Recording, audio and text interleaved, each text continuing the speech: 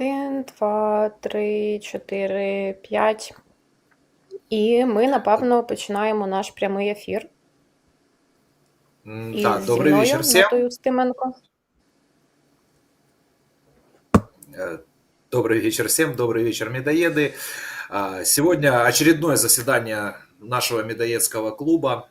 Сегодня мы поговорим о такой, казалось бы, поверх всех наших последних событий, да, на фоне войны и прочего, темой, которая, мягко выражаясь, практически не дискутируется в сегодняшнем сообществе, это урбанизация. Наш эфир мы так и назвали. Урбанизация – это стратегия жизни или стратегия выживания. И сегодня мы попытаемся понять вообще, зачем, нужны ли нам новые города за место разрушенных, зачем они нам нужны, по каким принципам они должны быть сформированы, как они построены, как это будет все выглядеть на практике, потому что мы помним декрет нашего президента по-моему, в апреле 2022 года он вышел о новых принципах постройки городов, да, именно зданий, где четко провозглашалось, что мы уходим от концепции многоэтажных домов и переходим на концепцию, скажем так, малоэтажек. И сегодня мне поговорить на эту тему помогают наша Ната Устименко и Витя Кореневский. Ребят, привет! Ну что, тогда предлагаю начинать. Над, давай тогда традиционно тебе слово. Окей, давайте я почну з того, що розкажу коротеньку історію. На днях я ходила на показ фільму документального про Детройт, при тому, що це був дуже професійно зроблений документальний фільм, він доковідний, але десь це рік там такий 16-й, 17-й, це було дуже близько 2012 року. Тобто, що він не старий фільм, новий. І я до сих пір залишаюся під враженнями. І зараз я поясню, чому це є релевантним для України, в принципі, для українських міст, зокрема. Що я там побачила? Головний герой – це ведучий, відомий урбаніст, архітектор із Копенгагену. Він їздить по світу, знімає ці документалки в різних містах світу, там як проблемних таких регіонах, як там Кейптаун, наприклад, да, Південна Африка, або той самий Детройт, так і в менш проблемних, там як Токіо і так далі. І показує, як люди адаптуються до життя в місті, що вони змінюють, які там інновації приносять і подібне. Що він зняв в Детройті? Весь фільм був, в принципі, про виживання як таке. Що там сталося? Не буду довго переказувати, що сталося з Детройтом. Мені здається, що, певно, більшість наших глядачів знає. Це він знаходиться в так званому ржавому поясі. Чому ржавому? Тому що більшість металургійних і машинобудівних заводів в тому регіоні зупинилися, люди втратили роботу. Після того, як вони втратили роботу, нам погіршилися соціальні умови, зрозуміло, і оскільки там ще така була дуже цікава в лапках ситуація, що стосується етнічного розподілу населення, в самому Детройті були райони побудовані так, аби ізолювати чорношкіре населення від білого населення. Там буквально стіни були, такі якби речі, коли ти не міг там з однієї вулиці на іншу так просто перейти, тому що там все стіною було загорожено. Їх ізолювали багатьма там методами. І коли заводи закрилися, всі ці конфлікти вилізли, і біле населення, воно почало виїжджати. Повністю тікати. І при тому вони втекли недалеко. Вони втекли буквально в сусідні міста. Тобто вони приїхали в штат, в якісь просто інші міста. В основному це, як, я не знаю, ви, напевно, уявіть, що є Київ, і ви переїжджаєте десь в Васильків. Ну так от, ну, тобто не сильно далеко. Я думаю, може Фастів, Біла Церква. Коротше. І що цікаво, і робота, та, яка є зараз, ну, на сьогоднішній день, не більше роботи саме в цих містах-спутниках навколо Детройта, і навіть ті люди, які залишилися жити в Детройті, а їх залишилося 700 тисяч із більш ніж 2 мільйонів. Коротше, оці 700, вони все одно їздять на роботу вже не, ну, з Детройта, бо ті інші міста, там, яка там є робота. І 90% зараз населення, по-моєму, я це казала, є чорношкірим, тому що білі виїхали. І білі вони вивезли з собою так званий, ну, буквальний капітал, і вони вивезли, ну, можливості до якоїсь роботи в сфері послуг чи щось такого, тому що білі в основному були власниками бізнесу. Тобто, якщо біла сім'я поїхала, то вона, скоріш за все, з собою свій магазин забирала, тому що вони були власниками магазинів, якихось перукарень, такого малого бізнесу, які послуги надавали. Вони займалися усіма буквально майже public services, тобто вчителями працювали, якимись там чиновниками, соціальними працівниками, governors і так далі. І це все, типу, зникло. Інженерами, які комуналкою займалися, підтримували в належному стані. Ну, коротше, це, ну, все, що входить в сферу public services, то 90% цим займалися білі. Білі поїхали, і все це загнулося. Ось так. Тепер, що за ці 60 років, ну, сталося? Вони обанкрутилися повністю, місто як таке, я маю на увазі. Там одне підприємство тільки 7 лямів доларів торчало. Не пам'ятаю кому, коротше, воно якоюсь комуналкою пов'язане. І в якомусь там році, це, по-моєму, вже 2000-ні були, якщо не помиляюся. Коротше, їм борги списали, тому що вони обанкрутилися, вони офіційну процедуру банкротства пройшли, типа, і отак от їм списали борги. Це нібито плюс. Але цей плюс для звичайної людини, яка житель цього міста, ну, нічого якби не давав, тому що списати борги можуть підприємству, а якщо ти звичайний споживач комунальних послуг, тобі ніхто борги списувати не буде. І сталося так, що дуже багато людей там не мають доступу до води. Тобто, умовно, їм водоканал, там якийсь, там, не знаю, як він називається, обрубав воду, тому що якщо вода починає коштувати більше, ніж 10% від твого прибутку, то тобі її стає, коротше, невигідно споживати і так далі. Багато людей просто не могли заплатити за неї. І зараз там є купа не купа, ну, декілька благодійних організацій, які просто людям воду розвозять. Ну, тобто, так от. І ще є одна організація, яка займається тим, що вони вирощують городи, коротше, обробляють городи, ну, всередині міста. Тобто вони оці місця, де були будинки, і будинки знесли і прибрали все, і земля, типу, ну, нічейна, бо ніхто, коротше, не хоче там приїжджати на ту землю і так далі. Коротше, вони прямо в центрі міста багато площі виділили під ці насадження огородні, і вони тепер вирощують там городи спеціально для людей, які страждають від food insecurity і, коротше, просто не доїдають. Ось така от краса. Ну, картина не зовсім приємна. Є там такі пару моментів, що вони, наприклад, в самому даунтаун, в самому центрі міста відкрили якісь кафе, якісь піцерії, таке от щось сфери послуг, але це кардинальну ситуацію не виправляє. Все одно це не робить там місто туристичним, ну і не приваблює нікого.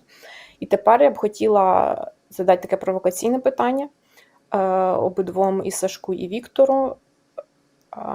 Як бути українським містам в цій ситуації? Яку бере стратегію виживання чи процвітання? Якщо процвітання, то як це зробити? Вить, давай, наверное, ты начнешь, да, потому что у меня будет спич более пространственный, скажем Хорошо. так.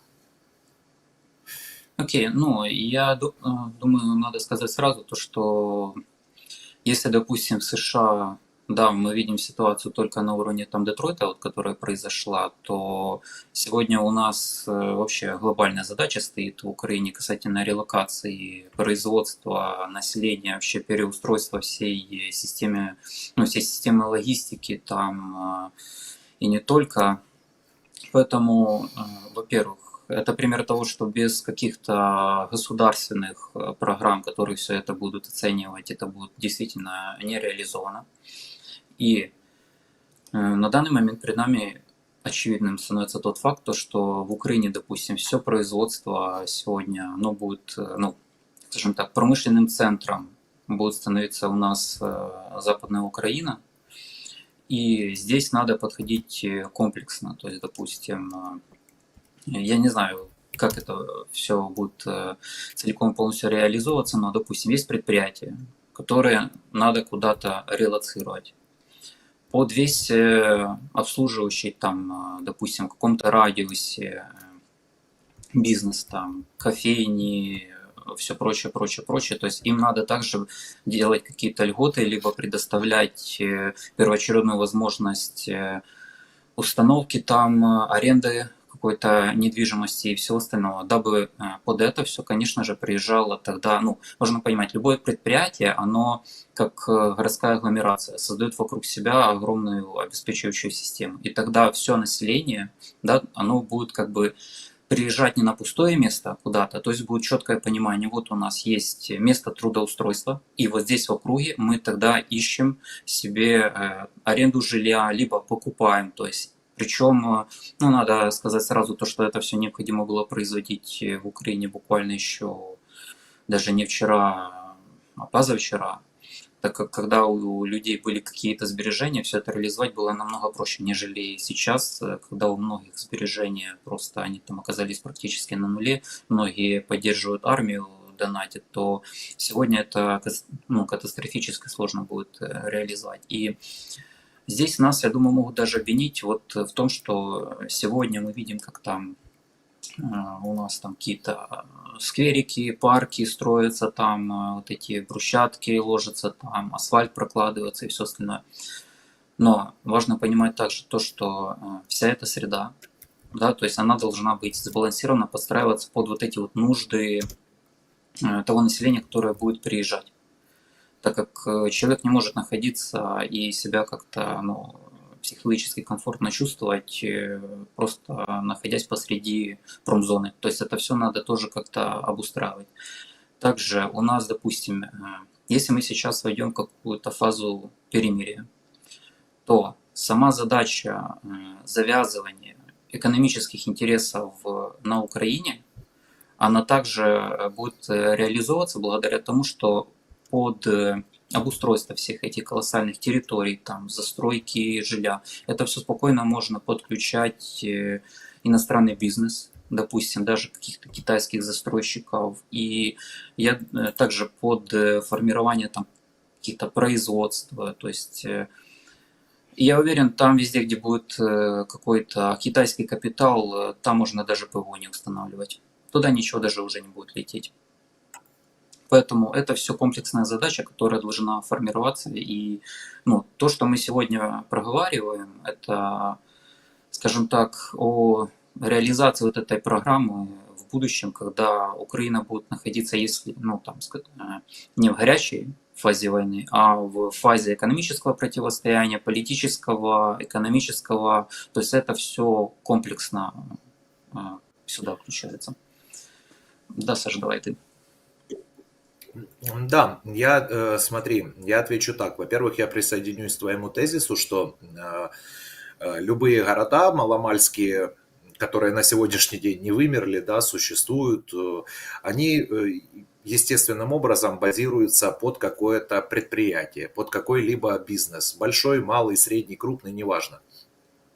Беда Детройта, да, и сейчас она потихоньку прослеживается, особенно в наших прифронтовых городах, это весь Юго-Восток. То есть я не буду сейчас брать какой-то отдельно выделенный взятый город, да, я скажу про все города, прифронтовые именно города Юго-Востока. Беда в том, что в них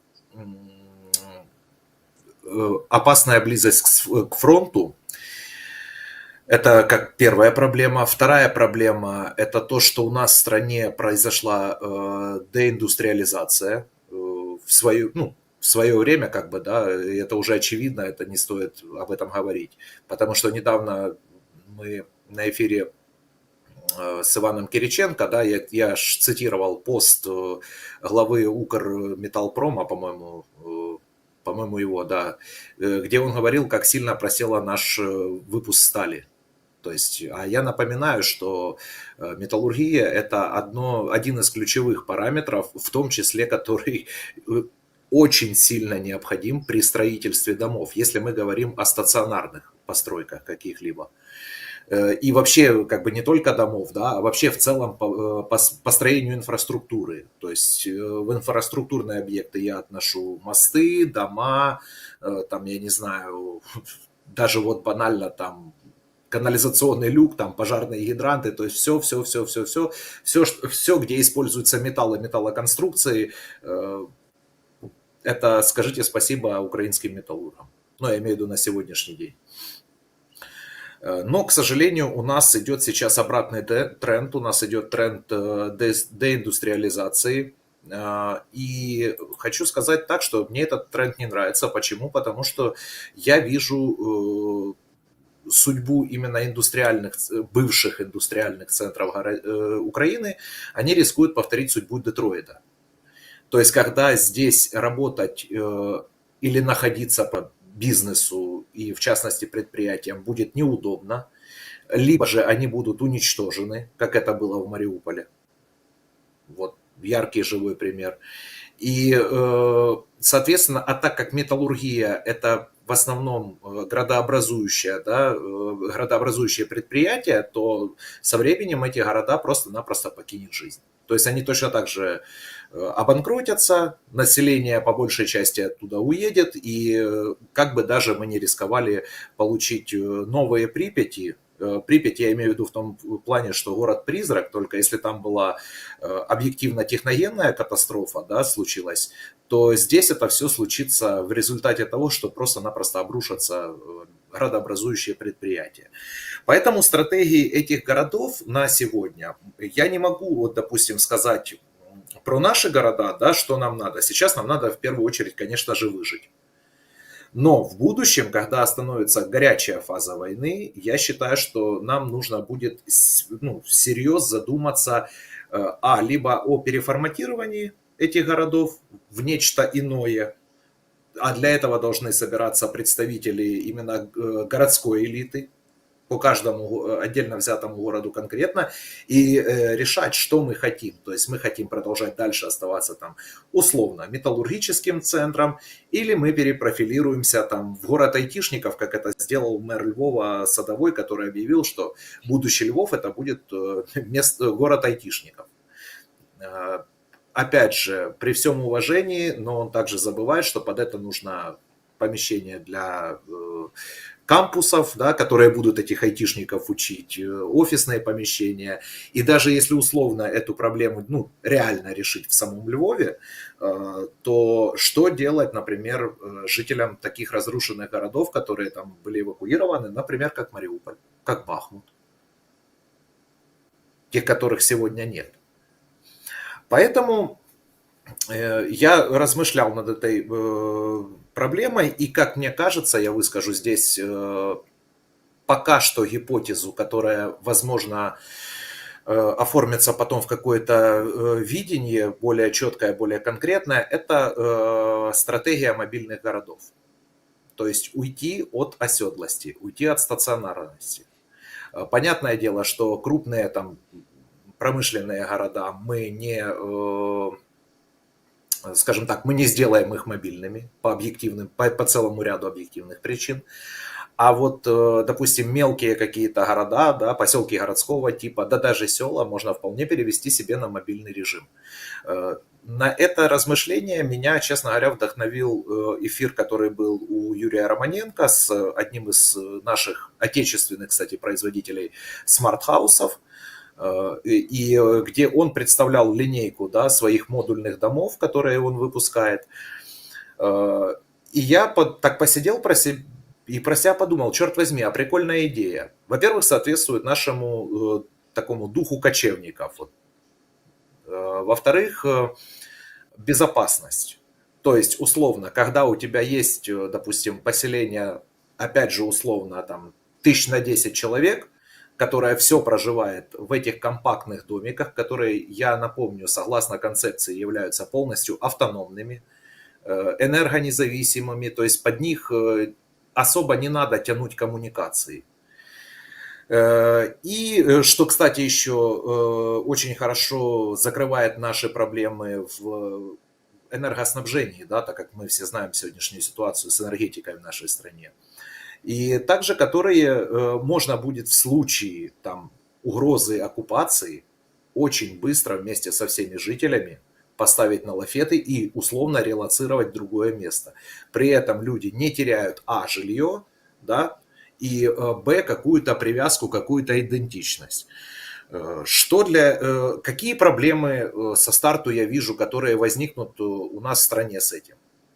Во-первых, монополисты ЖКХ не захотят отказываться от таких лакомых кусочков, да, ну как это так, почему мы не можем, например, если условно у тебя город какой-то, вот представим себе, выстроили, да, вот этот мобильный город, который не подключен ни к одной коммунальной структуре, соответственно, они не платят за коммуналку, да, за коммунальные услуги. Ну и как? То есть в голове многих может не уложиться, а с чего тогда мы будем иметь профит? Поэтому здесь надо еще думать, чтобы могли, какую дополнительную стоимость могли бы производить эти города, да, или жители этих городов, чтобы они могли давать такого, чтобы наполняло, скажем так, общий бюджет страны. Но это, в принципе, уже отдельный вопрос. Я пока говорю именно о самой концепции самого города. И второй, скажем так, второй заковыкой в этом во всем это является, как ни странно, наше земельное законодательство. Потому что все знают, что практически вся земля в Украине принадлежит кому-то. То есть либо территориальным громадам, я имею в виду, либо там каким-то условно лесничеством и так далее и тому подобное. Поэтому это потребует масштабного и глобального изменения в первую очередь в законодательстве жилищном, в законодательстве земельном и куче других видов законодательств, не буду сейчас их всех перечислять. И осознавая уровень изменений, который необходим под внедрение этой концепции, я просто задаюсь вопросом, а надо ли это? С точки зрения, допустим, да, сохранения жизни людей, сохранения их жилья, да, безусловно. С точки зрения возможных будущих проблем, нерешенных, как то, опять же, я говорю, добавочная стоимость этих городов, что они будут, ради чего там людям жить.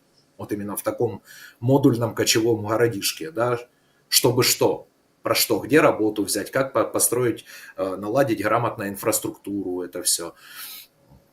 То есть без осмысления вот этих концептов, я думаю, мы никогда этот вопрос толком не закроем, но тем не менее моя цель и задача сейчас широкими мазками, так сказать, накидать на вентилятор, чтобы побудить в нашем обществе широкую дискуссию на эту тему.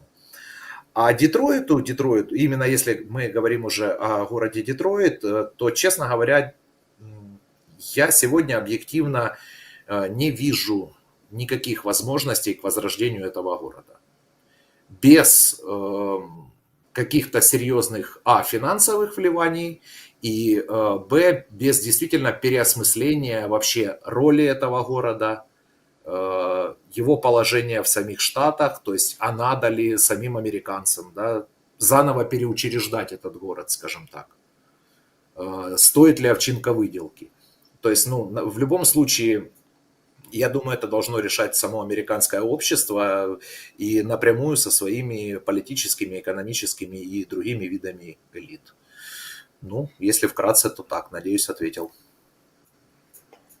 Дивіться, я зразу підхоплю, тут же справа не в самому Детройті, а в тому, що це як такий дуже гарний приклад. тому що це відбулося якби в усіх на очах. Це дуже гарно задокументований приклад, є купа документалок, купа досліджень, що відбувалося з цим містом. І він може бути такою моделлю або просто того, як вижити, якими там методами, моделлю якоїсь дуже низової самоорганізації, і може в майбутньому, тільки в майбутньому відродження. Хоча це навряд, тому що все, що я побачила в цій документалці, що типу люди адаптувалися, люди навчилися виживати, і в якийсь момент вони в центрі ще повідкривали всяких таких туристичних місць, типу кафешок і всієї приблуди. Бо інколи там в Детройт, може, якісь туристи заглядають, тому що це, типу, як не знаю, як нам може в Чорнобиль з'їздить, та комусь в Детройт. Така штука. Що ще цікавіше? Цікавіше те, що в Детройта є сусід.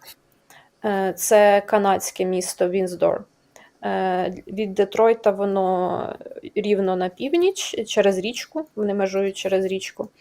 А для Канади це найбільш південне місто Канади з класним кліматом. Воно просто ідеально розташоване між двох озер і отак от. І це місто, воно теж занепало після занепаду Детройта, тому що абсолютна більшість людей, які жили в цьому канадському місті, вони їздили на роботу в Детройт.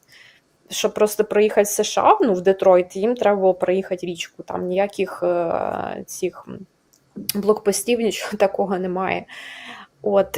І для них це було набагато вигідніше жити в Канаді, а працювати в Детройті, тому що в Канаді у тебе є солідарна медична система, ти краще захищений в соціальному сенсі. А в Штатах ти заробляєш гроші, які б ти в Канаді не заробив. І вони процвітали, напевно, ще більше, ніж Детройт, до того моменту, поки не позакривали всі заводи. І до чого я веду? До того, що оці всі проблеми кожного міста, їх треба вирішувати із двох перспектив. Із такої стратегічної верхньої перспективи, це в тому сенсі, як це місто буде розвиватися в контексті того, як, в принципі, держава розвивається, чи є у неї якийсь проект, якийсь план розвитку такого загалом. А друга перспектива – це, навпаки, абсолютно низова перспектива.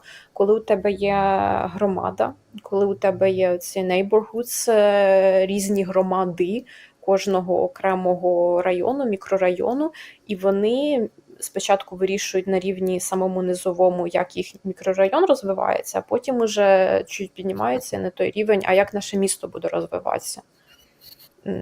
І це все має конектитися з цим глобальним планом, який є, я не знаю, держави або що. Чи, в принципі, це місто треба розвивати, чи краще, я не знаю, всім переїхати, якесь інше місто, тупо на роботу поїхати за роботою, де і все, і забити болт вже на ці всі движення. Та, Саша, кажи. У меня, знаешь, вот только что в голове, когда ты говорила за Детройт, да, о том, что люди научились там выживать, у меня в голове такой назрел естественный вопрос. А атмосфера города, она ведь тоже влияет и на количество горожан, и на качество жизни, в конце концов, в этом городе. Потому что если условно у тебя депрессивный город, которым, как мне кажется, я никогда не был в Детройте, но, как мне кажется, стал, да, Детройт в результате того, что из 2-миллионного города он превратился в город там 800-тысячник или 700-тысячник, как бы, соответственно, должна была поменяться сама атмосфера, то есть город в теории должен был стать достаточно депрессивным. Ну вот, например, по своему родному городу, да, скажу, что до войны Запорожье, честно говоря, и раньше называли депрессивным городом, однако, как человек, проживший здесь всю жизнь, я скажу так, что до широкомасштабного вторжения я бы не назвал Запорожье таким уж депрессивным городом.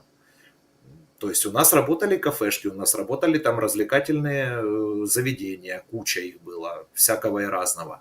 Это был ярко освещенный город, это красивейшая подсветка Днепрогэса была, которая на ночь включалась, и было очень приятно даже вот чисто смотреть.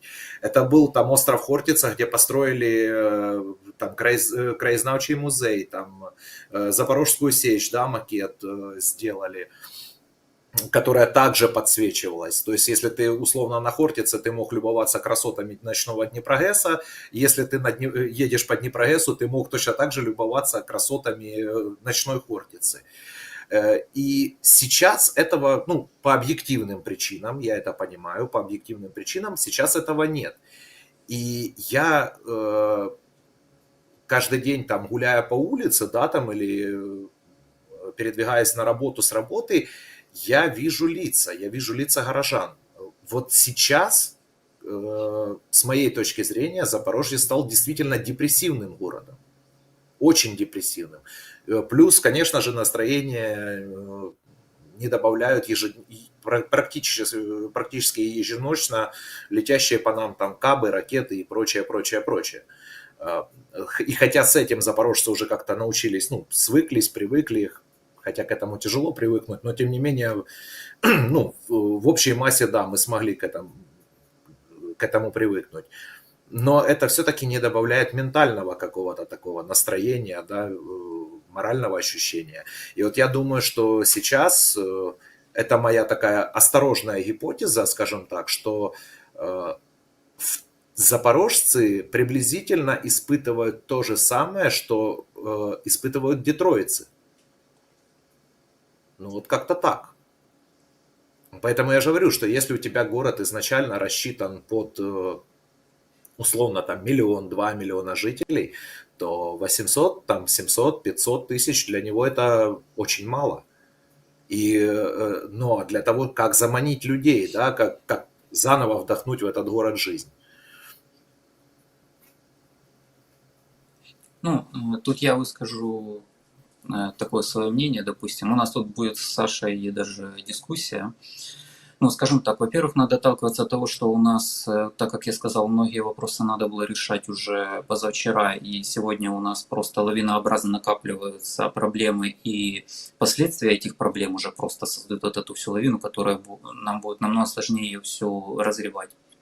К тому же, нужна действительно общая государственная программа развития регионов, то есть четкое планирование, где что у нас будет находиться. И эта программа должна включать уже систему обороны в случае возможного какого-то конфликта. Допустим, у нас сейчас есть города, которые находятся, да, там поблизости зоны столкновения, либо поблизости границы с Россией. Очевидно то, что в этих городах размещать какое-то производство, это, ну, это стратегически вообще ошибка. То есть, если производство мы релоцируем там где-то в Западную Украину, у нас в регионе Карпат есть просто огромное количество старых там заброшенных этих разных помещений и прочего, где это все можно буквально на месте вот собирать, как бы разворачивать это все производство, да? Вопрос, что же тогда с этими городами делать поблизости возможной линии столкновения? Но надо сказать то, что любая огромная промышленная зона это фактически огромный, ну, это цитадель буквально оборонительная. То есть все эти города, да, надо, ну, важно понимать, когда есть четкая программа развития, то тогда обществу проще перестраиваться, и у них есть вот эта прогнозируемость. Они способны прогнозировать, как бы составлять вообще план собственной жизни, куда и где и как им находиться. Допустим, эти города, которые превращаются там в нашу систему обороны, они способны целиком и полностью жить в условиях, то, что там будет находиться сосредоточение армии, и, конечно же, под это все будет формироваться колоссальный сектор услуг. При этом под это все можно уже сразу формировать логистическую систему в случае там, возможных начала боевых действий по вывозу оттуда гражданского населения. То есть вот эти города, они могут быть фактически огромными такими оборонительными кластерами. То есть даже тогда для противника есть осознание, насколько этот город, если он подготовлен, насколько сложно будет столкнуться с этой крепостью. К тому же, когда у нас есть вот это да, сосредоточение промышленности, сосредоточение населения, тогда нам проще устанавливать систему ПВО, ее накапливать и формировать вот этот зонтик, который это все будет оборонять. К тому же, все эти регионы, допустим, где будет разворачиваться эта промышленность, так как я сказал, Да, туда съезжается население, и, допустим, я смотрю на вот эти мобильные домики как на возможность возрождения вот этой сельской местности, либо городков, которые у нас, да, они постепенно вымирали. Так как строительство нового дома в современных условиях, да, это крайне затратно. Если масштабно разворачивать производство этих мобильных домиков, они крайне быстро разворачиваются, и то есть фактически населенные пункты, они получают вторую жизнь для собственного развития. Здесь с каким-то таким крайне мобильным населением загвоздка появляется в, ну, во-первых, в самой разнообразной инфраструктуре. Это школы, детские садики. Конечно, мы сегодня перешли на онлайн-образование. Может, этот вопрос будет как-то решаться, но, допустим, да, детские сады. Любая деревня, село, где закрывается школа и детский сад, они уже все, то есть они обречены обычно, так как буквально оттуда выезжает все молодое население, так как им некогда, ну, некуда деть детей, дабы просто пойти на свое рабочее место. Поэтому здесь появляется вот эта привязка касательно всей вот этой инфраструктуры, обеспечивающей там подрастающее все это население. То есть это главная загвоздка. Но вот эти мобильные домики, они дают возможность крайне быстро, буквально давать вторую жизнь этим разным населенным пунктам. То есть это все должно формироваться комплексно. Должна быть создана финансовая под эта система, там кредитование, разных льготов. Конечно же, это надо сламывать вот эту всю нашу систему ЖКХ. К тому же, если посмотреть, вот, допустим, мы перейдем, да, к застройке самых разнообразных городов, там, их развития, то, допустим, у нас был такой некий, ну, два мифа, я бы так сказал. Когда у нас открывался рынок земли, с одной стороны боялись то, что у нас все скупят землю, с другой стороны все ожидали каких-то европейских космических цен. Но важно понимать, если у вас нет банально дороги в это село, то это уже сразу колоссальная маржа на логистику, на транспортировку груза. То есть у вас должны быть сразу созданы все условия, куда сбывать эту продукцию, то есть переработка и все остальное. То есть земля не будет стоить дорого, если вам необходимо это сырье везти куда-то в другой конец области, либо если вы просто сырьевое государство и вам надо вывозить его за границу. Если у вас поблизости есть производство, тогда это сразу делает добавочную стоимость земли. К тому же, по европейским там, населенным пунктам, у нас население не понимает то, что там крайне важную роль играет вот этот архитектурный код.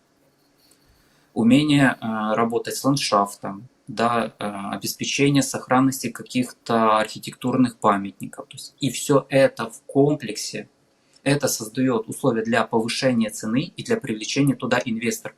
То есть буквально в заселении населенных пунктов, если у нас будет динамика роста недвижимости, да, динамика роста земли, туда тоже придут китайские инвесторы, американские, европейские, и чем больше на это все завязано интересов, чем больше здесь разворачивается производство иностранного, тем под большим таким международным колпаком, да, вот этой заинтересованности мы будем находиться. То есть задача это комплексная для всего государства, как это все спланировать, как это все разворачивать. Ну вот смотри, у нас в чате как бы идет такая сейчас нешуточная дискуссия пошла, и я вот зачитаю, с вашего позволения, несколько таких, на мой взгляд, интересных комментариев. Данил Машак пишет, это, кстати, в копилку того, что ведь только что ты говорил. Смотря как в городе будут образовываться активы. До развала совка в Мелитополе было куча заводов. За 20 лет вырезали все. Население со 170 тысяч упало до 157 тысяч. Ну, как сказать, это еще небольшое падение по сравнению с Детройтом, но тем не менее. Другие производства, правда, мелкие открыли, плюс сфера услуг. Ну и что в итоге получили? Мелитополь и так никогда не был, я скажу, прям большим городом. Но это такой, ну, скажем так, городок средней руки. Я бывал несколько раз в Мелитополе, я видел его. И в последнее время, до полномасштабного вторжения, город действительно начал оживать. То есть, если до, там, условно, там, 19-20 года это был действительно такой забитый, депрессивный, очень депрессивный городишко, то вот где-то с 19 года Мелитополь реально начал оживать. И дальше, вот тут наши медоеды продолжают. Сергей Хаблов говорит, я думаю, хорошей идеей будет уход под землю. Если позволите, нет, нет, Сереж, не совсем это будет хорошей идеей, смотря с какой точки зрения. То есть с точки зрения банальной безопасности, и там ниже Сергей добавляет, что тогда нам не страшно ни налеты, ни ракеты, ни даже ядерный удар. Да, с этой точки зрения это хорошая идея. Но это также, опять же, плохая идея с точки зрения психологии. Ну, представьте, сегодня людей, которые всю жизнь привыкли жить под открытым небом, радоваться солнышку, взять и загнать под землю. Ну, то есть мы понимаем общий психологический замер по палате, который сразу случится. Ну и плюс это отсутствие витаминов, которые наш организм получает естественным путем. Я имею в виду такого, как витамин Можна D. я Там, да, підхоплю? Да, пожалуйста. Це дивіться зразу. Просто в Києві є такий кейс з висоткою, яка знаходиться, господи, біля Рахса. Виходить там такий трикутничок, Рахс трикутний в стилі модерновому побудований, 3 свічки. 2 з них це, по-моєму, житловий комплекс, ну, обичні квартири, а перед ними будували висотку, яка мала бути офісним приміщенням. Воно знаходиться плюс-мінус навпроти Міністерства інфраструктури. Коротше, це відомі такі, типу, 3 свічки. Те, що квартира, воно буде здаватися в експлуатацію. А те, що офісні приміщення, свічку вигнали, але заморозили це будівництво, тому що, по-моєму, фірма обанкротилася, щось таке. Але що там цікаво, там ходили міські легенди, що там під землею мало не 20 поверхів під тою свічкою офісною. Але мені сталкери казали, і казали ще тож студентам КНУБА, що там поверхів 7-9. Ну, що теж вражає. Ну, слухайте, 7 поверхів підземних, це, ну, капець. Ну, мені здається, що якщо от є така крута технологія, що можна, ну, таку кількість поверхів під землю загнати, і воно все таке там прошите залізобетоном, стабільне, то, блін. Я не кажу там днювать, ночувати, але уявіть, що у вас висотка 20 поверхів вгору і 10 вниз, і всіх цих людей, ну, що в висоці, ти можеш швидко перегнати вниз, і вони там продовжують працювати, і у тебе, коротше, процес роботи майже без пауз виходить. Ну, з точки зору бізнес-процесів це дуже ефективно, і мені здається, якщо вони зуміли такі, коротше, глибокі поверхи побудувати, то може воно навіть якось там, не знаю, захистить проти тактичного ядерного удару чи щось таке. Ну, опять же, это как моя... гипотеза, Так, да? кажи. То есть Я это как просто- концепция временного. Да, Витя, да. Ну, еще, ну, касательно этого здания могу сказать, то, что там просто изначально был проект, вот весь этот фундамент, он загонялся под, в общем, под намного более, ну, большее количество этажей. И, да, это дом, он завис там, я не помню, перед финансовым кризисом или когда, то есть там давно уже он стоит, просто там даже изначально проект был намного более высокой этажность, а потом заставили эту компанию просто ее урезать. Поэтому там такие огромные, ну, фундамент просто огромный этот заложен. Ну, кстати, вот то, что затрагивал Саша касательно того, как там города надо жить, ну, важно понимать, уже есть огромное количество исследований там, в Европе, в США касательно того, как архитектура вообще влияет на психологию, на взаимодействие людей. И также важно, когда будут, допустим, ну, многие жители переезжают там в какие-то вот города у нас в западную часть страны, и там будут производиться, да, будет вот это идти вся застройка, то крайне важно к этому всему подходить тоже вот с умом, так как, во-первых, вот эта программа, то, что ты сказал, Саш, касательно низкоэтажной застройки, действительно оптимальной вообще застройкой для, ну, жизни человека является это 4 этажа. То есть невысотная застройка. Да. К тому же в доме должно быть небольшое количество, ну, лучше всего это так называемая квартальная застройка.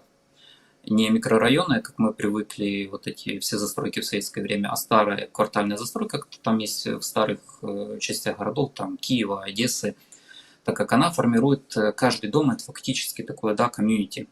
То есть вот это число Данбара, то, что человеку наиболее комфортно организовывать взаимодействие там в группе до 150 человек. Тогда появляется вот это ощущение сплоченности, тогда появляется, есть вот этот внутренний дворик какой-то, какая-то тоже, ну, все чувствуют свою ответственность за материальное состояние здания, там, за вот эту зону, отведенный внутренний двор, так как, допустим, высотки, да, микрорайонная вот эта застройка, она разрушает социальные связи. Человек не чувствует вообще своей ответственности. Для него дом, высотный муравейник, это фактически как улица. Он просто заходит даже там, для него лифт, лестничная площадка, это не его территория. То есть он пытается найти вот эту свою зону комфорта, он закрывается в своем, сугубо, ну, в своей квартире. Все. Он выходит на улицу, для него размыта зона его, условно говоря, ответственности его двора, так как через двор ходят все, кто угодно вот этой микрорайонной застройки. И в Европе во многом вот эту высотную застройку ее прекратили где-то там, наверное, уже в 60-х, 70-х годах, так как столкнулись с тем, что из-за разрушения вот этих социальных связей более благополучные семьи, жители оттуда уезжали, и все эти здания превращались, ну, они даже своим просто видом внешним провоцировали там рост и криминалитета и прочего. Это, ну, отсылка к так называемой теории битых стекол. То есть, если есть вот этот беспорядок, он провоцирует и такое халатное отношение вообще к среде и рост там криминалитета. Высотная застройка может быть, если это элитное жилье. Там просто жители платят соответствующие суммы за поддержание жилищного фонда, и он держится в таком состоянии. Для эконом-класса лучше всего невысотная застройка. Плюс это оптимизация работы ПВО. Когда вот это все летает над нами, то есть оно будет все летать намного ниже, и это все намного проще сбивать. К тому же жители, которые будут приезжать просто буквально в этот невысотный дом, так как там небольшое количество квартир, им проще выстраивать буквально сразу вот эти социальные связи между собой. Да. И существует огромное количество опыта европейского, то есть в первую очередь надо все коммуникации, это формирование общественного транспорта, дабы вот эти все улицы не стопорились в автомобилях, так как простойка жителя в пробке это тоже удар по экономике, то есть это лишние затраты времени, это лишняя психологическая нагрузка на человека, то есть это все связано с собой. То есть здесь надо комплексно ко всему этому подходить, то есть это уже это вся социальная там среда, там парки, скверы, тротуары, это все, ну, то есть это все комплексно надо подходить. Витя, если позволишь, тут я хотел бы еще добавить. С точки зрения, допустим, безопасности в период ведения боевых действий, я считаю, и это уже не гипотеза, это уже как утверждение, что нам нужно уходить от советской практики широких улиц и проспектов. То есть нам надо переходить на то, что ты говоришь, квартальная застройка. Почему? Элементарно, ну, я сейчас понимаю, может быть, это дико как-то прозвучит для многих наших зрителей, но тем не менее, задумайтесь, где проще вести уличные бои? В городах, где есть широкие проспекты, где вражеские танки могут, извините, ездить как, ну, практически как на параде. Либо же там, где есть маленькие улочки, да, узенькие улочки, где этой коробочке довольно-таки тяжело развернуться, и условные силы обороны любой страны могут ее просто спалить к чертям собачьим. Ну, это так, еще в копилку как бы будущего устройства улиц. Так я еще я добавлю зараз то, что опоную, опыт... підождіть. Я хочу зразу вкинути якісь свої 5 копійок. Дивіться, окей, з цієї точки зору це зрозуміло, а з точки зору, господи, криміналітета і криміногенної ситуації, де легше підрізати людину на широкому проспекті, який освітлений, там, як на Хрещатику вночі, що там світліше, блін, чи вдень, чи на вузькій вуличці. Ну, як не знаю, як в Лондоні зараз там статистика цього коротше, ножових поранень. Вони теж там відновлюють традиції середньовічні лицарські. Да, кажи. Ну, Над, я тебе отвечу на твой вопрос. Смотри, я в 2019 году был в таком достаточно красивом городе, как Вена, да, и что я заметил именно исходя из венской архитектуры, то, что в самом центре, ну, условно плюс-минус центр Вены, все улочки, которые там выводят там на президентский дворец, там, да, на площадь, вернее, где находится президентский дворец, они сами по себе узенькие. Да, там есть криминалитет, то есть я не говорю, что там это абсолютно чистейший, безопасный город от криминалитета, но этот вопрос решаемый, например, условно, видеонаблюдением, стражами противопорядка, мобильными патрулями и так далее и тому подобное. Ну, и плюс, кстати, действительно качественным освещением, потому что, обратите внимание, если у вас есть улица, по которой вы идете, но она слабо освещена, даже если это широкий проспект, то, ну, вероятность того, что... вы еще себе под ноги подсвечиваете 16-м айфоном, который вы только что купили, то, ну, вероятность того, что на вас нападут и заберут этот айфон, как бы крайне возрастает. А если же это действительно хорошо освещенная улочка, пускай это будет не широкий проспект, а даже узенькая какая-нибудь, ну почему нет? Ну, это лишь моя гипотеза, мое предположение, я не настаиваю. Ну, тут я отвечу сразу, ну, добавлю и тебе, как я хотел, и Нате отвечу. Есть два примера того, как пытались танковыми колоннами заходить, штурмовать города. Это Берлин, да, и в Чечне. То есть вот как бы Красная Армия и Российская отличились. И, ну, пример Берлина, то есть с фаус-патрона в колонну заходит ведущий, замыкающий танки, подрываются, колонна стоит, и их просто расстреливают в упор. Поэтому, да, узкие улочки – это с точки зрения обороны наиболее эффективны. А касательно криминала, то первыми городами, где женщины вообще выходили, европейцев это удивляло, что женщины спокойно ходят по городу, это были города Республики Соединенных Провинций, где, ну, они первыми в Европе начали вот это ночное освещение устанавливать. У европейцев вообще был шок, так как, ну, как эта женщина там ходит сама по себе. Там моментально упал уровень преступности, так как социальные связи буквально на улицах, они создали вот эту всю среду, когда, ну, скажем так, все просто пресекалось. Все люди были крайне бдительными. У них, кстати, там был такой интересный момент, то что там, скажем так, не одабривались вообще в обществе какие-либо там угнетения касательно прислуги. То есть само общество даже за этим наблюдало, и европейцев удивляло то, как люди разных социальных слоев там общаются, друг за другом наблюдают фактически, и когда богатые жители там пытались выехать за город и строить какие-то там виллы загородные, то это тоже в обществе не одобрялось, говорили, значит, там хозяйки и хозяева будут со своей прислугой заниматься какими-то не очень хорошими делами. И здесь, кстати, я в чате вижу, там наши медоеды резвятся, и вот там Таня СТ спрашивала касательно того, как на машинах ездить. Ну, так дело в том, что ошибочно разделять население на то, которое есть, ну, пользуется сугубо общественным транспортом и сугубо личным автомобилем. Так как в Европе создаются условия для того, дабы жители, они буквально следили за ситуацией, за пробками, да, там создаются вот эти все условия, развивается общественный транспорт. Общественный транспорт даже бесплатно организовывается. Все для того, дабы в пиковые часы нагрузки большая часть населения пользовалась общественным транспортом.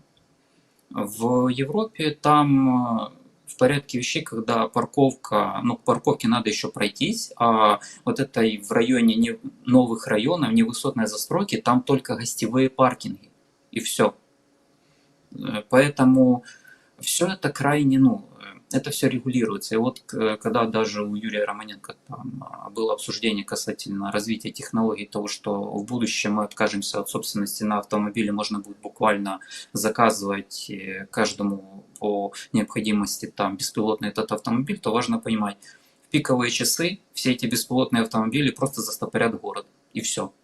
То есть от этого никуда не уйти. Общественный транспорт, он балансирует всю вот эту систему. Пиковые часы, если хочешь, ты можешь стоять в пробке на своем личном автомобиле и наблюдать, как мимо тебя проезжают трамваи, там эти электроавтобусы, и народ, ну, просто, да, там надо, дабы весь этот транспорт не раз в час ездил, а активно проезжал. И люди намного быстрее, на час, на полчаса раньше добираются домой. Хочешь тратить свое время в личном автомобиле и слушать музыку в пробке, ну, это твой личный выбор. Поэтому это все регулируется и создаются все условия, дабы вся агломерация при въезде в город оставляла свои автомобили на парковках. Выдается билетик на бесплатное пользование общественным транспортом в городе. Человек приехал там с пригорода, поставил автомобиль, получил билетик, поехал на работу, вернулся. Вокруг паркинга огромное количество рабочих мест создается. Там это кафешки, кофейни, там супермаркеты. То есть в агломерации создаются опять-таки рабочие места, дабы распределить все вот это население. И вот тут вот наши медоеды Дивіться, можна продолжают резвиться. Да, конечно. Я просто хочу Да, говори. продовжити тему, тоді ми до чату перейдемо, тому що я хочу зразу підхопити. Дивіться, про транспорт. Все залежить від концепції самого міста і, в принципі, від того, як розташована інфраструктура і так далі. Давайте візьмемо два приклади. Якесь умовно старе місто в Європі, хай якесь там, не знаю, буде Брюгге, щось таке подібне. Або центр якогось будь-якої європейської столиці, старий якийсь район, старий дуже центр. Там можна примінити оці всі концепти, типу пішохідної доступності, різних там цивільних прибамбасів, щоб люди більше пішки ходили або юзали велосипеди, або юзали самокати і так далі. Ну, якщо у нас, наприклад, такі речі, такі великі міста, які адаптовані лише під транспорт особистий, як в Штатах, наприклад. В Нью-Йорку розвинений громадський транспорт, да? Якщо ти поїдеш в LA, Сан-Франциско, і так далі, то навряд ти там, сильно покатаєшся на громадському транспорті. Так само взагалі між містами там якісь будуть шатли курсувати, автобуси, теж пляха раз в півроку. Не раз в півроку, я маю на увазі.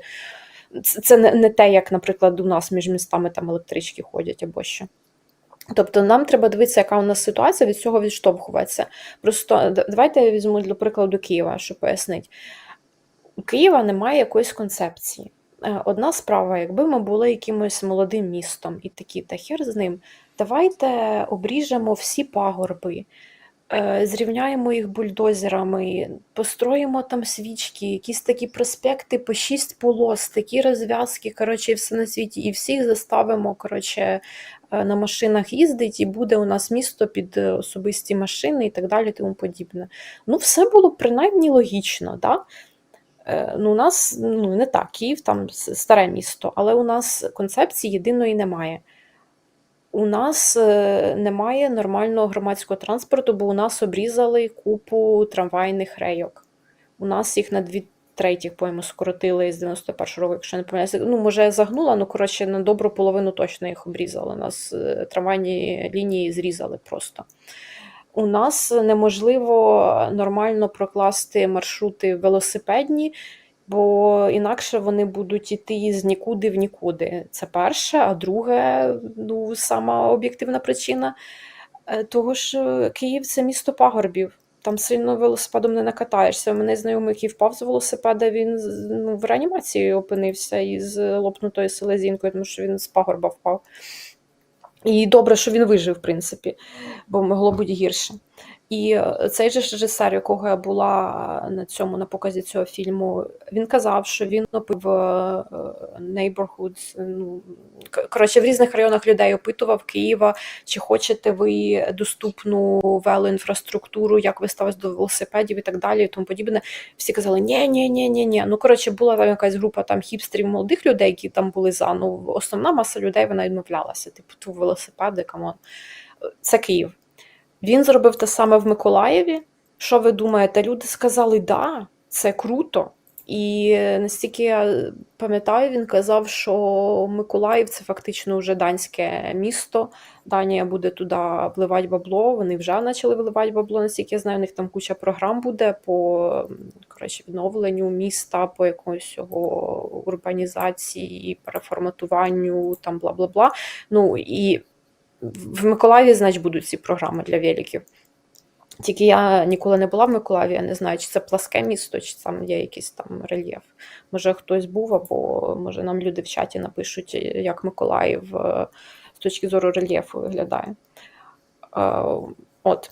Тому до чого я веду? До того, що має бути якийсь проєкт, і всередині цього проєкту дотримуватися єдиної логіки. Якщо ми вже вирішили, давайте всі будемо на машинах, то нам треба всю інфраструктуру будувати під машини. Якщо ми хочемо її для користування більше для громадським транспортом, буде під громадський транспорт. А якщо у нас взагалі концепція 20 minutes neighborhood, коли ти за 20 хвилин пішки все можеш обійти, і ти попадеш в усі свої точки, які тобі треба, типу лікарня, школа, магазин і подібні речі, тоді це вже третя концепція, це взагалі тільки під пішоходів. От. Все, я висловилась. Окей, Ну, потому что тут здається, уже до речі, просят... Да, я за говори, Николая хотел сказать то, что там, если не ошибаюсь, город равнинный. Единственное то, что там он разбросан на разных берегах, там, и он такой растянутый очень сильно. Там вообще есть территория, куда можно перебраться чуть ли не на каком-то мосту, по которому, ну, там страшно переходить по нему. И там просто когда-то позахватывали какие-то участки, там нету ни улицы, ничего. Жители просто там обычно, вот, ну, где-то там они живут. Ну, такой там, короче, интересный город логистически. Мгм. Слушайте, ну тут, конечно, чат, я, честно говоря, я сейчас читаю наш чат, ребята резвятся уже по полной, потому что Таня СТ наша пишет, что, говорит, окститесь, спиногрызы, какое электричество, электростанции повыбивали. Тут Таня гукала и говорит, будем с факелами ходить, потому что Кореневский заговорил за средневековье, возвращение к средневековым практикам. Так, но тут у нас были и...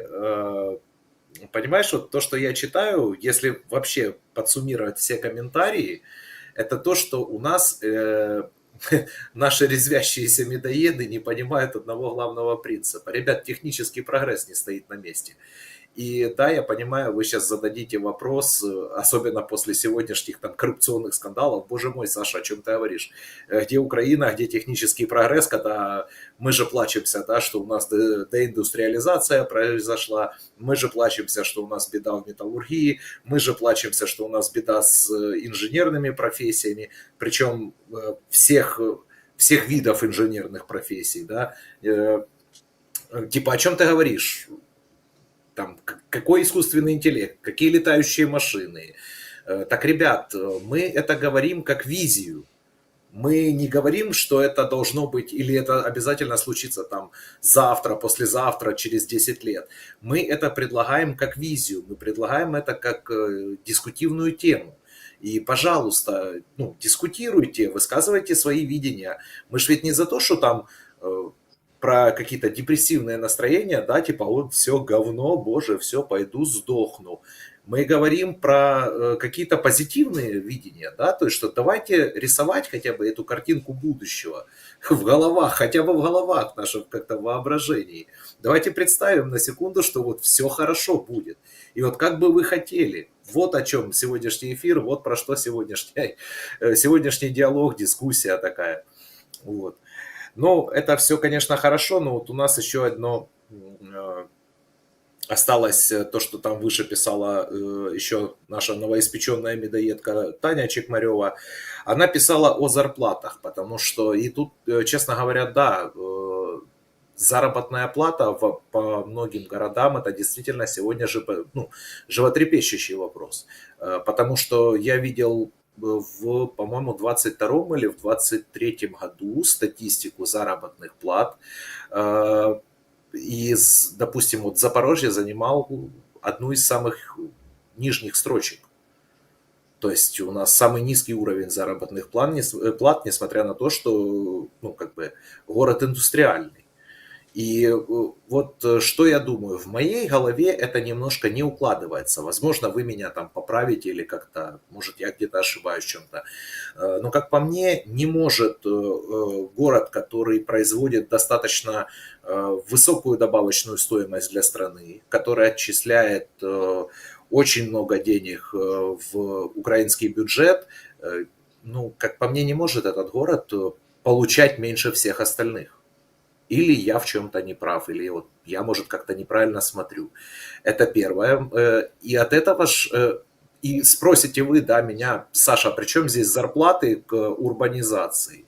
Да потому что низкий уровень заработных плат напрямую влияет на население этого города. То есть захочет ли население оставаться дальше в этом городе. А население, люди, которые населяют любой город нашей с вами страны, это, скажем так, это ее угольки для топки, это паровозик, это движущий мотор, который...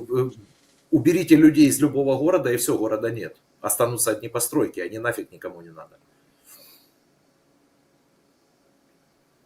Поэтому вот люди этот вопрос тоже хотелось бы поднять. Да-да.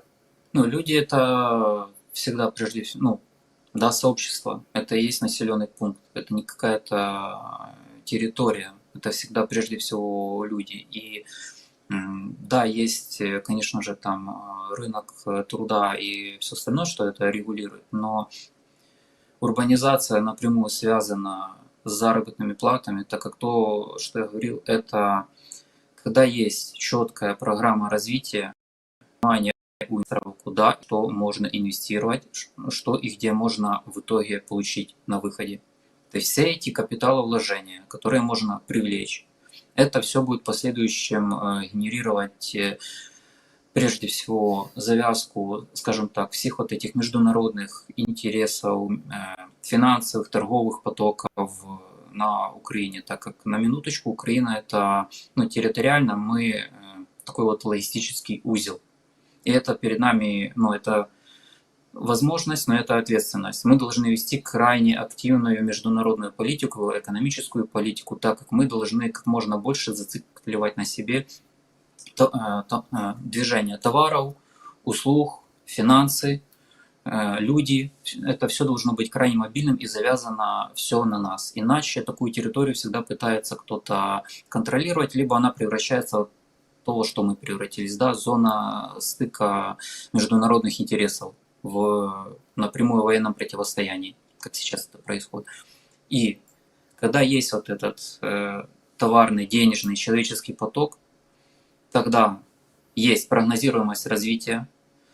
Когда есть эта прогнозируемость развития, тогда еще больше капиталовложений приходит на территорию, и тогда человек способен действительно, допустим, даже переехать, влиться в эту среду, адаптироваться там и получать достойную заработную плату. Он будет понимать то, что здесь есть перспективы у него, у его детей, у его внуков.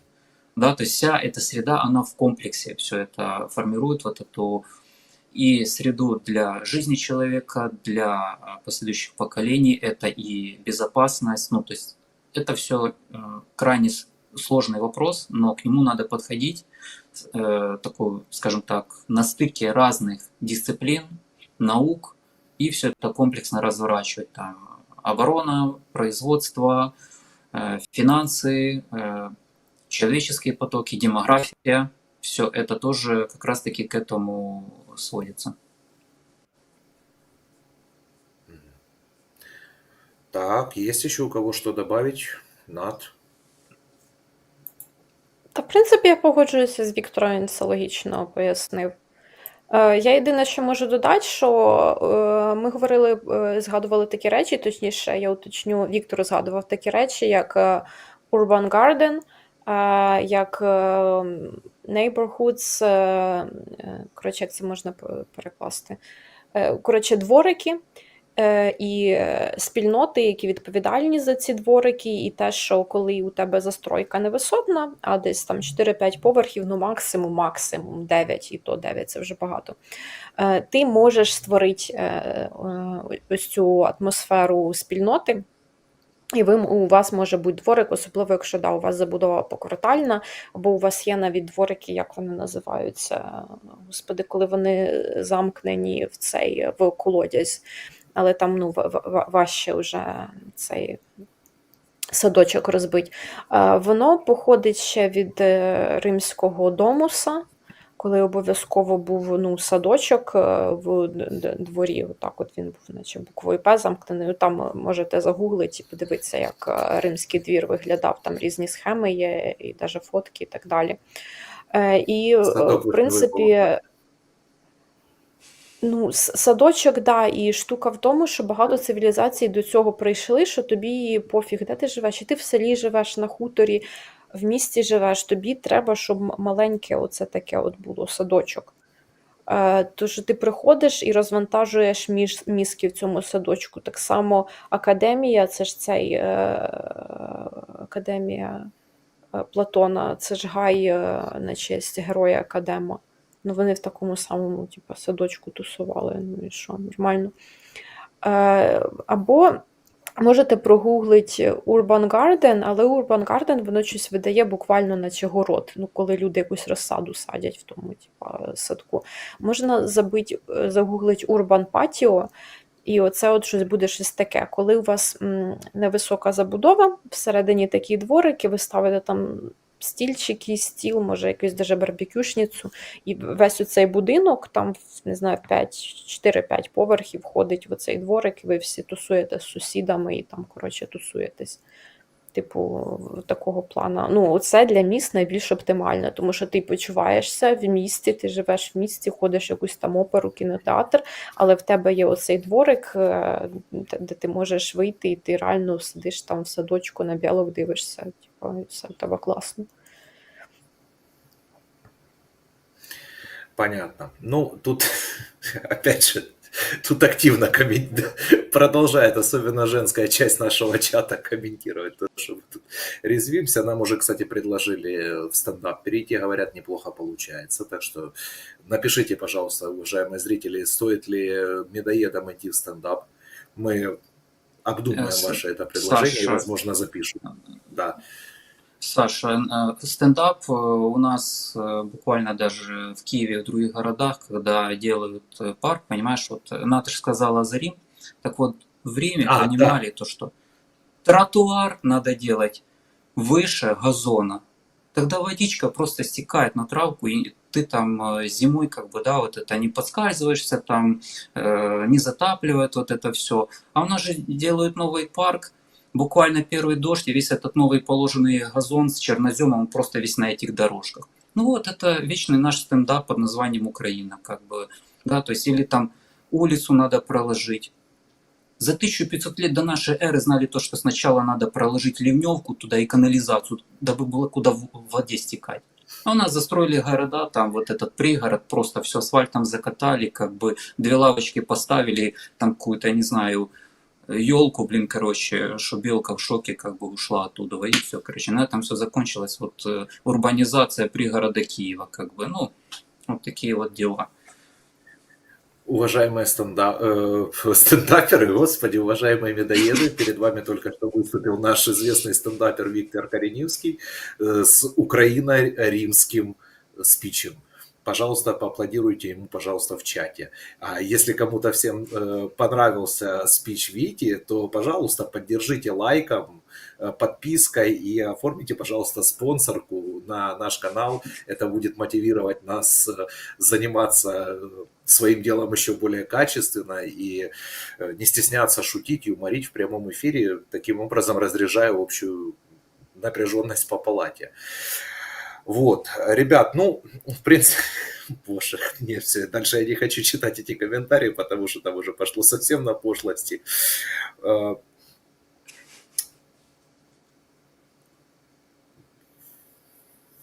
Все, Данил Машак нам пришил, это не стендап, а схема по отмыванию денег через асфальт и Зеленстрой. Данил, я не знаю, о чем вы, если про нас, то мы в этих схемах не участвуем и вряд ли когда-то будем. Вот, поэтому, ребят, еще раз я ко всем обращаюсь.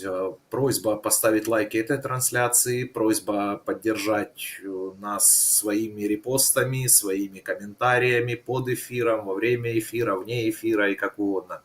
Ну и также оформляйте, пожалуйста, спонсорку. Там, по-моему, минимальная 35 гривен в месяц. Вам не сложно, а нам приятно. И еще одна огромная просьба. У нас под эфиром есть сбор для 61-й, да, по-моему, бригада у нас. Мы собираем ребятам, продолжаем наш сбор на Старлинке, там на кучу, скажем так, милых сердцу, но очень необходимых солдатам на фронте и для выполнения боевых задач, и в быту вещей, поэтому просим поддержать. И я взял себе эту пословицу уже на вооружение, потому что если тыл забудет про фронт, то фронт будет там, где тыл. Поэтому давайте все-таки не допустим этого крайне негативного развития событий и поможем наших бойцов. Напоминаю, что размер доната абсолютно не важен. Одна гривна, 10, 5, 60, 100 тысяч, а сколько не жалко, сколько возможно. Мы никого абсолютно ни к чему не призываем. И также хочу сказать, что этих денег лично мы не касаемся. Они идут непосредственно на карточки военнослужащих. Поэтому таким образом вы можете быть спокойны и уверены в том, что ваши деньги дойдут именно четко по адресу и будут использованы на конкретные заявленные потребности этих военнослужащих. Поэтому я благодарю абсолютно всех наших медоедов, которые тут уже призывают нам всем идти на оргию на щековице. Вот, пожалуйста, кто хочет, вперед, мы никого не смеем задерживать. Мы все благодарим чат, благодарим всех наших зрителей, которые сейчас с нами, которые присоединятся к нам, которые посмотрят этот